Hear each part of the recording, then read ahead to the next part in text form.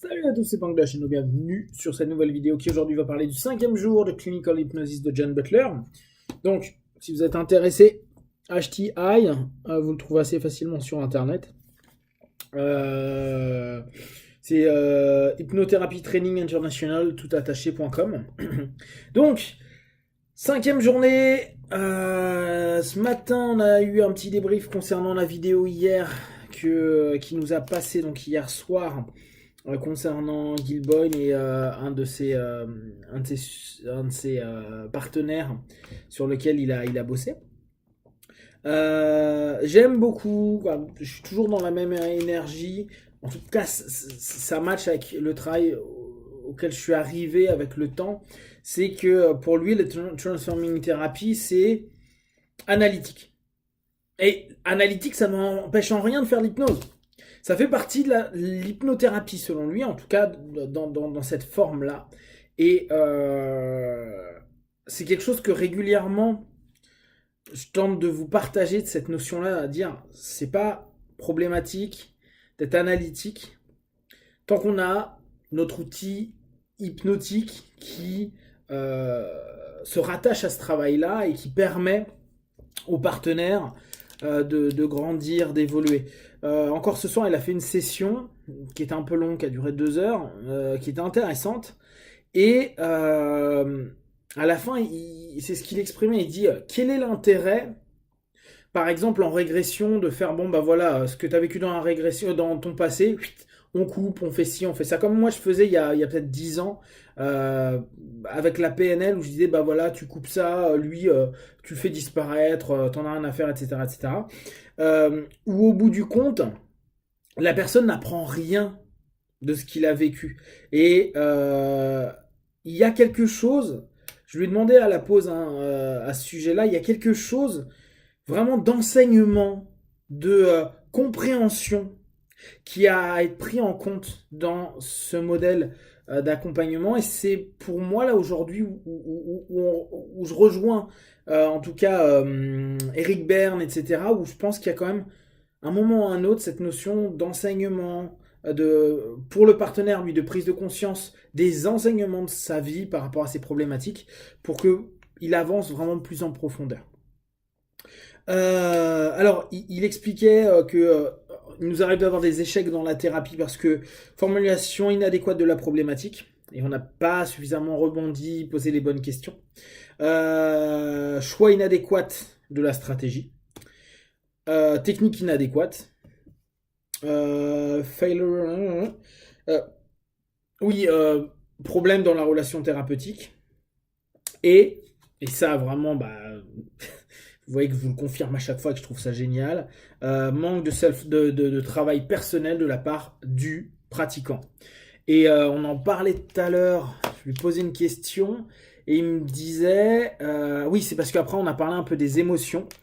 Et il disait, mais comment tu veux qu'on travaille sur des émotions si nous-mêmes on n'est pas aptes à les recevoir, les accepter, les percevoir, les comprendre, et qu'on est encore dans des phases à dire chez moi tout va bien, aucun problème.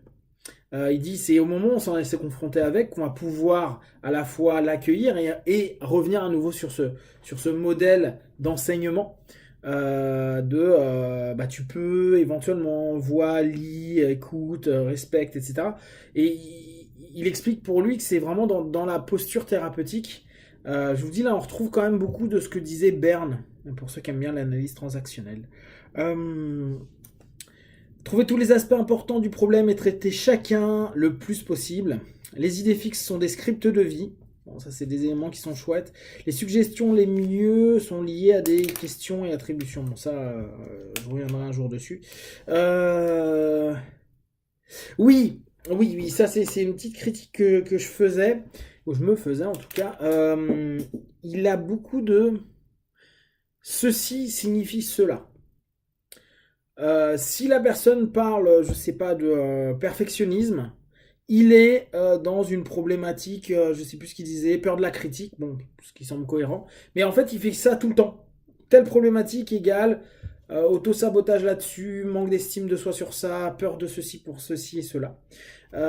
Et il y a des moments, ça fait un petit peu des conclusions qui peuvent être hâtives, alors que ça va un peu à l'encontre de ce qu'il soulignait dans le questionnement qu'on pouvait avoir et de ce que je vous partage en questiosophie aussi. C'est le partenaire qui va donner sa signification à l'élément à un moment donné. Alors, les idées fixes, en gros les patterns qui sont dissonants, se mettent autour de 11 ans. Et alors, pourquoi 11 ans? Je lui ai posé la question parce que on a fini le processus de prise de conscience et on rentre vraiment dans une phase analytique. Pour lui, le facteur critique réel s'est posé à ce moment-là. Il est en tout cas, il est stable à ce moment-là. Et quand je lui posais la question, mais pourquoi on revient toujours à 5-6 ans ou un petit peu avant en régression, il dit bah, c'est parce que les premières prises de conscience de la différence entre toi et le monde extérieur, et donc tous les schémas qui te semblent un peu étonnants, peut-être une injustice ou une peur liée à quelque chose, un comportement dissonant d'un des parents, un des membres de la famille, bah là, d'un coup, on s'en rend compte, on commence à percevoir. Intéressant comme notion. Alors il met en lumière les différentes suggestions qui existent, direct, indirect, ça on est tous d'accord. Et j'aime bien, il propose les suggestions de groupe.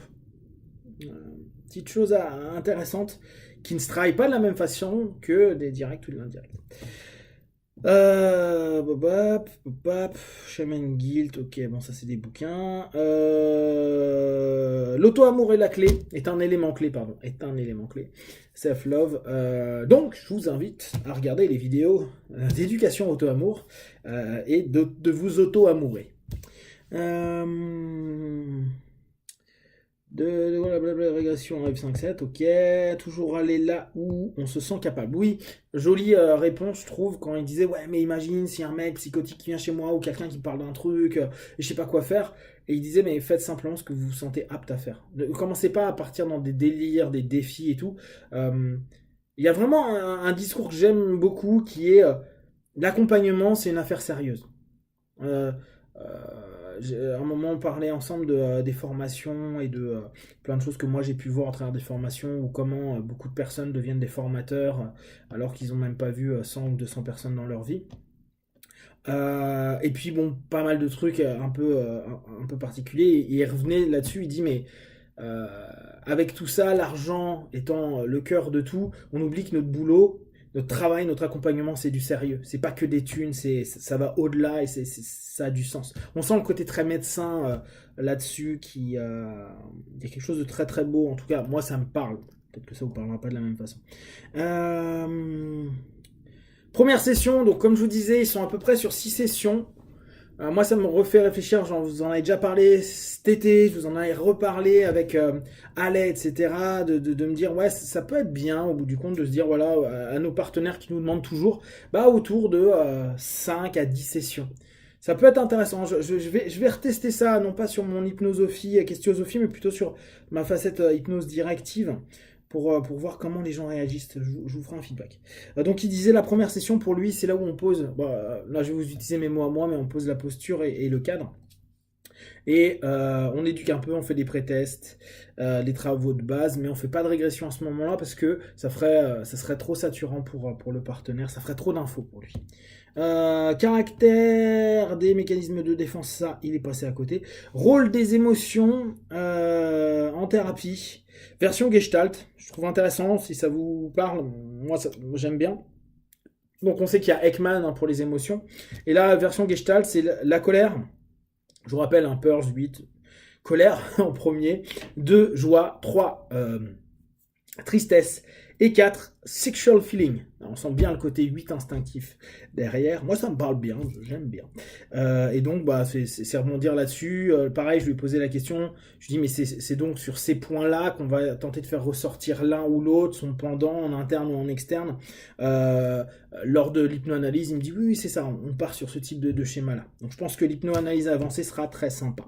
Voilà, puis il nous a fait donc une session de 2 heures. Ça fait un peu long, hein, très clairement, moi ça me saoule au bout d'un moment. Néanmoins, c'est chouette de le voir bosser. Vraiment, je confirme que c'est très très cool. Et n'hésitez pas à passer. Comme je vous dis, moi j'y serai en mai et j'y serai en novembre. Je ne vais pas faire la session de mars par contre. Donc voilà, on pourra en parler.